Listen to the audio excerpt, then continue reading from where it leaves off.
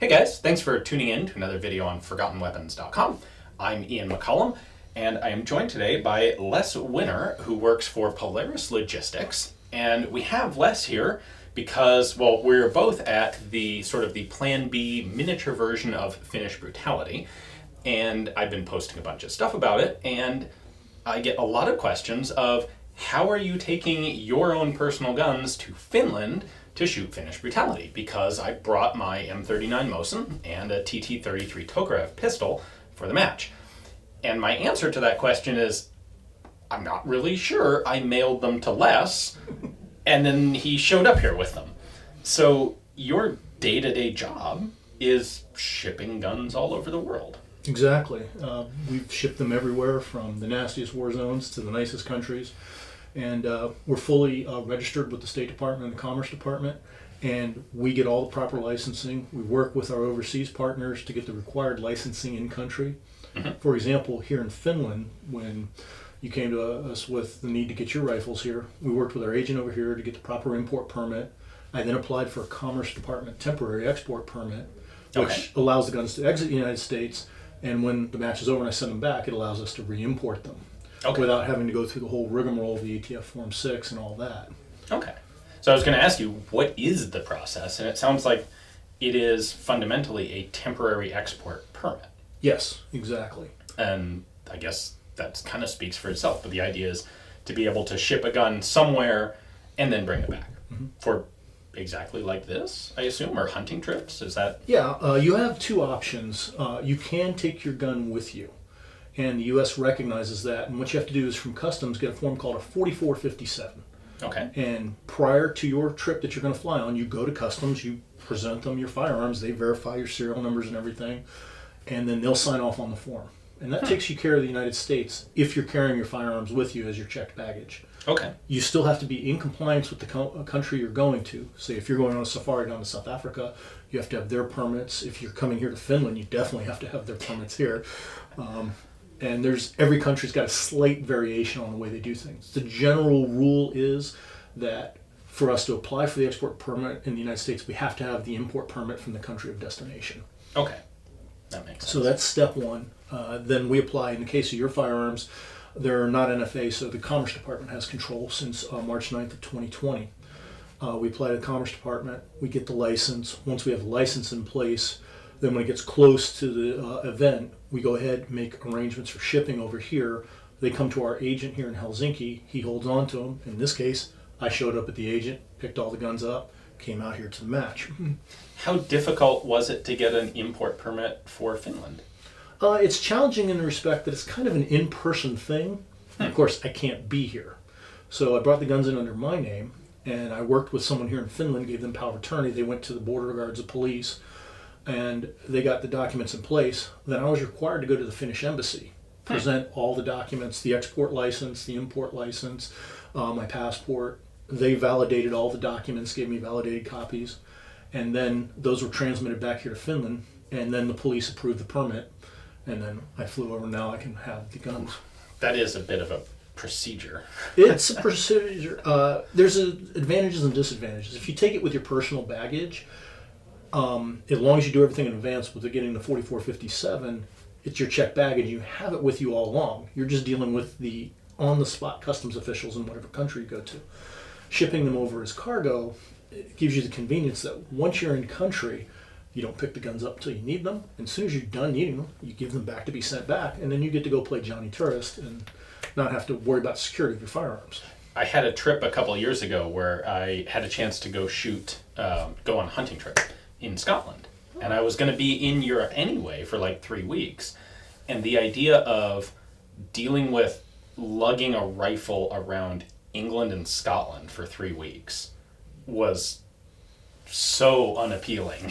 Like, they're strict and a pain in the butt about stuff. I don't want to be dealing with taking rifle cases into random hotels in England.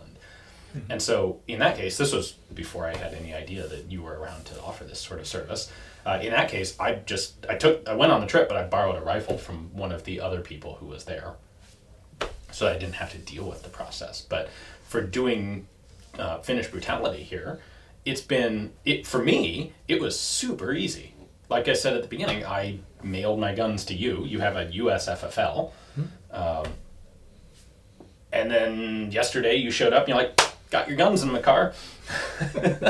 Well, of any cargo we ship, guns, computers, whatever, we try to make it easy and non-stressful for the person. Yeah. Because, as a gun manufacturer, for example, you make guns. You're really good at making guns. You don't need to worry about your shipping problems. Yeah. That's my thing to worry about. And that's the way we present our service. We're going to get your stuff there when it needs to be there. And we'll be honest with you if it can't be done. So I have imported 4 or 5 guns out of France. And I've done it with like 3 different importers. And the first 2 were an absolute huge pain in the rear. They were almost to the point of like, is it really ever worth dealing with this process again? Like, even for really fantastically cool guns that I could get, that I could never find in the US, it was borderline whether it was even worth trying. And once I started working with you for this last import that I did, it was so much smoother.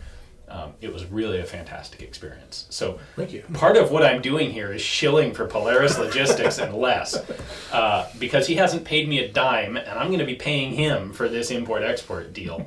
But it was such an easier process, and really a revelation to me for the first time that like there is actually someone out there who can make firearms import and export simple. And I mean, it's not simple at his end, but he makes it simple at our end. So I think that's a fantastic service, and it was it was wonderful to find someone who can actually do it.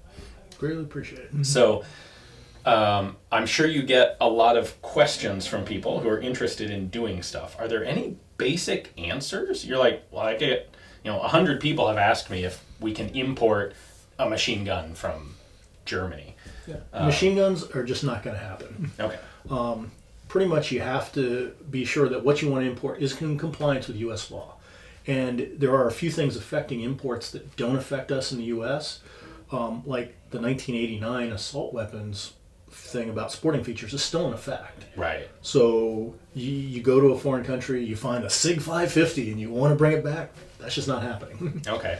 And that also certainly applies to the European countries where they can convert machine guns to down-convert them to semi-auto. Oh, exactly. All of those are still considered machine guns by the U.S. So all that stuff is completely impossible to import for us. Same with guns that are semi-automatic, but they're semi-automatic open bolt.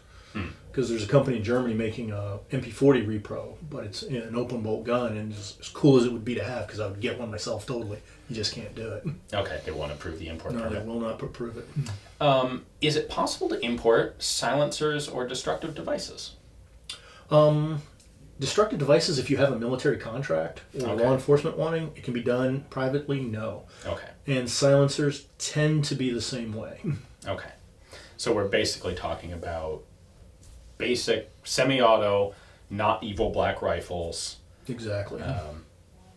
But that still accounts for a lot of collectible, cool military surplus type stuff. Like if I found a Finnish M27 RV cavalry carbine here, bolt action rifle from the 30s, that's something I could absolutely import. Absolutely.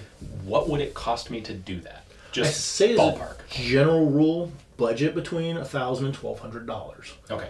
That's just put that in your mind as the figure. It'll vary a little depending on the country and the things, but start budgeting for that. That's why one of the rules I tell people is it's got to have sentimental value for you, or it's really got to be special. Right. Because one gun you could be out $1,200. Okay, and that's going to be permits, like outgoing permits, incoming U.S. permits, shipping, customs fees, all that. There's a lot of nickel and diming. Oh yeah, the fees add up quick.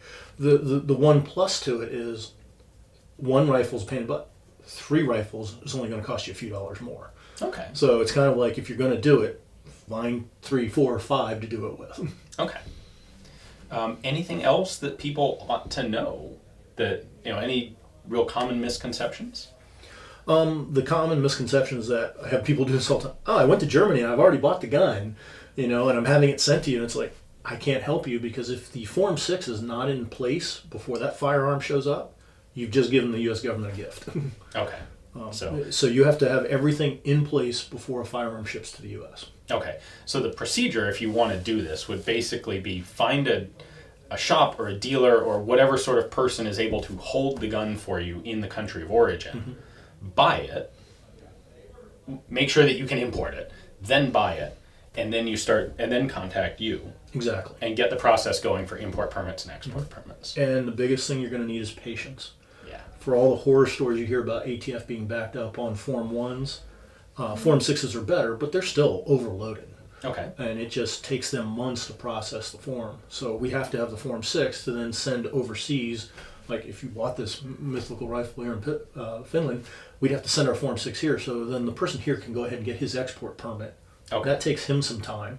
And then it ships over. And the thing we always ship guns air freight unless you can fill an ocean container load for better security. Ooh. And That's life goals there. and airlines and guns are a strange thing because you're literally reinventing the wheel with every shipment. Ooh. So much like custom gunsmithing, it's going to cost a little more than you expect. It's going to take a little longer than you expect. Okay.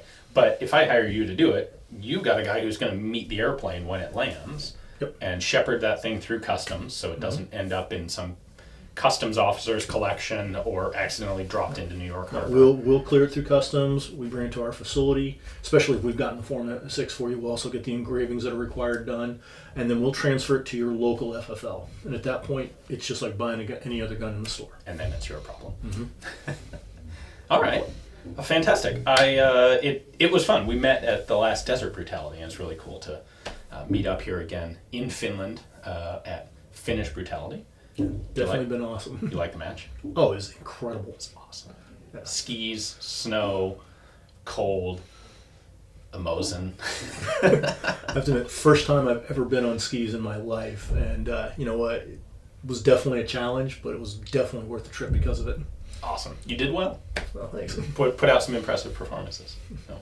So if you guys are looking into actually importing, exporting firearms, purchasing, trading, that sort of thing, it is actually possible. It will cost money, it will take patience and time, but my opinion, Les is the man to go to. He is the only person I'm working with now for my own import and export work, and I say that without any remuneration at all. So hopefully you found this useful. Hopefully it's answered some of the questions from people who are asking how the heck I got my guns over to Finland to shoot the match with. Thanks for watching.